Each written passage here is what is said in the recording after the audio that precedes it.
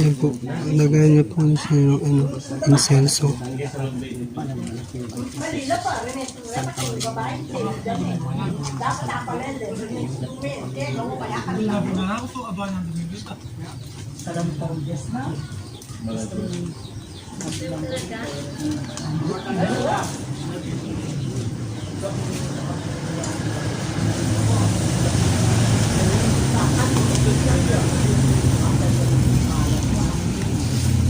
Nagkumpisa na po siya ng mag-insenso.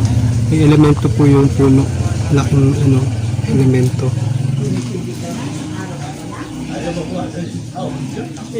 Bakit babawasan mo? Hindi, yung Ikaw hindi naman nagtatabahan sa nagbibigyan. Hindi, binigay ko na lang.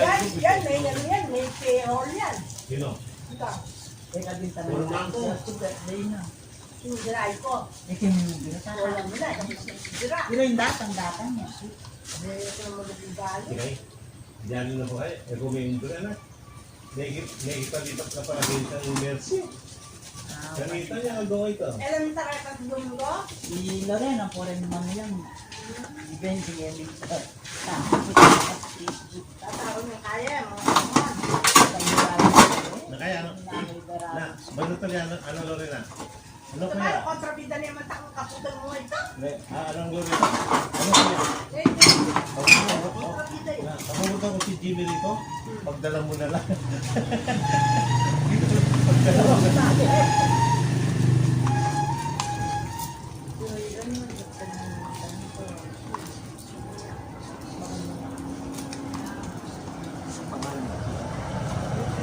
Kunin mo nga yung yung itak. Pakisuyo nga to.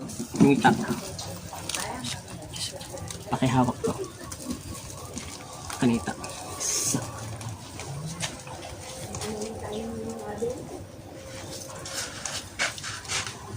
Yung ba yung puputol ng kahoy?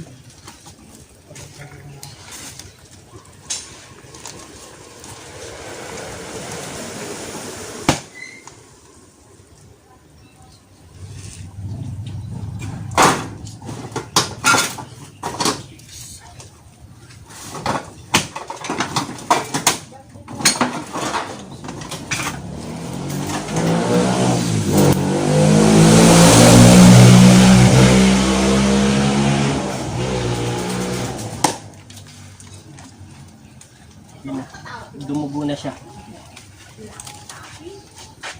Pag kung pinaputol namin hanggang dito, dito lang yung gawin ng lamesa ito?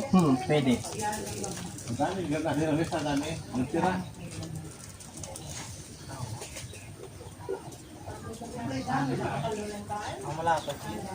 Ay, pagkumi yan, pagkumi. Hindi lang pibatan kayong kuryente niya. Espiritu Santo. Masamang espiritu. Umalis ka sa bahay ng punong ito. Pasensya ka na, patawad kung ito ay may puputulin ko. Lumipat ka na lang ng bahay. May nakatira ba doon? Wala po. Inuutusan kita bilang instrumento ng Panginoong Kristo. Doon ka na lang lilipat sa bahay na yon. Nasa harapan mo rin. doon, walang magkampala sa'yo. Pasensya ka na, pinuputol ka dahil mayroon na ilan. Ginagawa itong bahay nila kasi masagabal ka. Patawarin mo sila, ako ang sasaktan mo, hindi sila. Dahil ako ang nag-utos na putulin ka.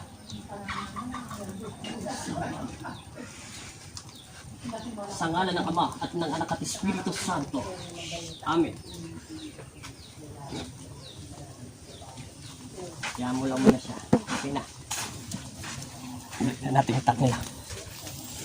Tapos na po mga Okay.